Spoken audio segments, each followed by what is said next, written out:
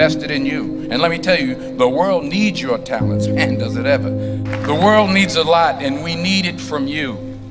We really do. We need it from you young people. I mean, I'm not speaking for the rest of us up here, but I know I'm getting a little grayer. We need it from you, the young people, because remember this. So you got to get out there. You got to give it everything you got, whether it's your time, your talent, your prayers, or your treasures. Because remember this, you will never see a U-Haul behind a hearse. I'll say it again. You will never see a U-Haul behind a hearse. You can't take it with you. The Egyptians tried it, and all they got was robbed. So the question is, what are you going to do with what you have? I'm not talking about how much you have.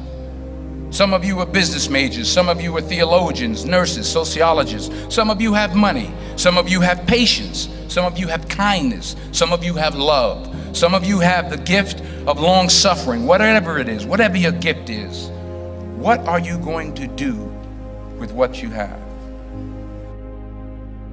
Fail big. That's right. Fail big.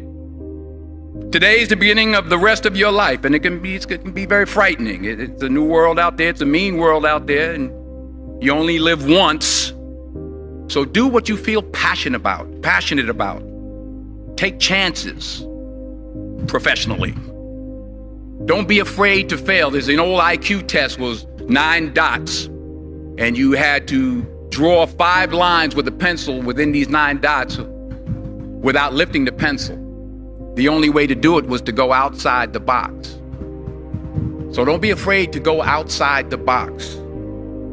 Don't be afraid to think outside the box. Don't be afraid to fail big, to dream big. But remember, dreams without goals are just dreams, and they ultimately fuel disappointment. So have dreams, but have goals. Life goals, yearly goals, monthly goals, daily goals. I try to give myself a goal every day. Sometimes it's just to not curse somebody out. Simple goals, but have goals. And understand that to achieve these goals, you must apply discipline and consistency. In order to achieve your goals, you must apply discipline, which you have already done, and consistency every day, not just on Tuesday and miss a few days.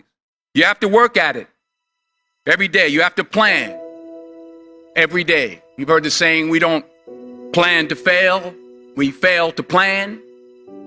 Hard work works. Working really hard is what successful people do. And in this text, tweet, twerk world that you've grown up in, remember, just because you're doing a lot more doesn't mean you're getting a lot more done. Remember that. Just because you're doing a lot more doesn't mean you're getting a lot more done. Don't confuse movement with progress. My mother told me, she said, yeah, because you can run in place all the time and never get anywhere. So continue to strive, continue to have goals, continue to progress. I found that nothing in life is worthwhile unless you take risks. Nothing. Nelson Mandela said, there is no passion to be found playing small and settling for a life that's less than the one you're capable of living. Now, I'm sure in your experiences in school and applying to college and picking your major and deciding what you want to do with life, I'm sure people have told you to make sure you have something to fall back on. Make sure you got something to fall back on, honey. But I never understood that concept, having something to fall back on. If I'm going to fall, I don't want to fall back on anything except my faith. I want to fall forward. I figure at least this way I'll see what I'm going to hit. Fall forward. This is what I mean. Reggie Jackson struck out 2,600 times in his career, the most in the history of baseball. But you don't hear about the strikeouts. People remember the home runs. Fall forward. Thomas Edison conducted 1,000 failed experiments. Did you know that? I didn't know that. Because the 1,001st was the light bulb. Fall forward. Every failed experiment is one step closer to success. You've got to take risks, and I'm sure you've probably heard that before, but I want to talk to you about why that's so important. I got 3 reasons, and then you can pick up your iPhones. First, you will fail at some point in your life. Accept it. You will lose. You will embarrass yourself. You will suck at something. There's no doubt about it. And I know that's probably not a traditional message for a graduation ceremony, but hey, I'm telling you, embrace it, because it's inevitable. And I should know. In the acting business, you fail all the time. Early on in my career, I auditioned for a part in a Broadway musical. Perfect role for me, I thought, except for the fact that I can't sing. I didn't get the job. But here's the thing. I didn't quit. I didn't fall back. I walked out of there to prepare for the next audition, and the next audition, and the next audition. I prayed. I prayed, and I prayed. But I continued to fail, and fail, and fail. But it didn't matter, because you know what? There's an old saying, you hang around the barbershop long enough, sooner or later you're going to get a haircut. So you will catch a break, and I did catch a break. Last year, I did a play called Fences on Broadway. So someone talked about it. Won the Tony Award. And I didn't have to sing, by the way. But here's the kicker. It was at the Court Theater. It was at the same theater that I failed that first audition 30 years prior. The point is, and I'll pick up the pace, the point is, every graduate here today has the training and the talent to succeed. But do you have the guts to fail? Here's my second point about failure. If you don't fail, you're not even trying. I'll say it again. If you don't fail, you're not even trying. My wife told me this great expression. To get something you never had, you have to do something you never did. Les Brown's a motivational speaker. He made an analogy about this. He says, imagine you're on your deathbed, and standing around your deathbed are the ghosts representing your unfulfilled potential.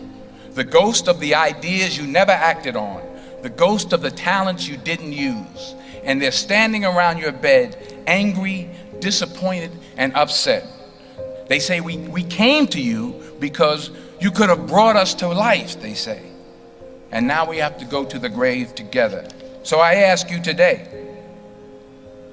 how many ghosts are going to be around your bed when your time comes? Not only take risks, but to be open to life, to accept new views, and to be open to new opinions. While it may be frightening, it will also be rewarding. Because the chances you take, the people you meet, the people you love, the faith that you have, that's what's going to define you. Never be discouraged. Never hold back. Give everything you got. And when you fall throughout life, and remember this, fall forward. Say thank you for grace. Thank you for mercy. Thank you for understanding. Thank you for wisdom. Thank you for parents. Thank you for love. Thank you for kindness. Thank you for humility. Thank you for peace. Thank you for prosperity. Say thank you in advance for what's already yours. It's how I live my life. That's why I am, one of the reasons why I am today. Say thank you in advance for what is already yours. True desire in the heart for anything good is God's proof to you, sent beforehand to indicate that it's yours already. I'll say it again. True desire in the heart, that itch that you have, whatever it is you want to do, that thing that you want to do to help others and to grow and to make money, that desire, that itch, that's God's proof to you, sent beforehand already to indicate that it's yours. And anything you want good, you can have. So claim it. Work hard to get it. When you get it, reach back. Pull someone else up. Each one, teach one. Don't just aspire to make a living. Aspire to make a difference.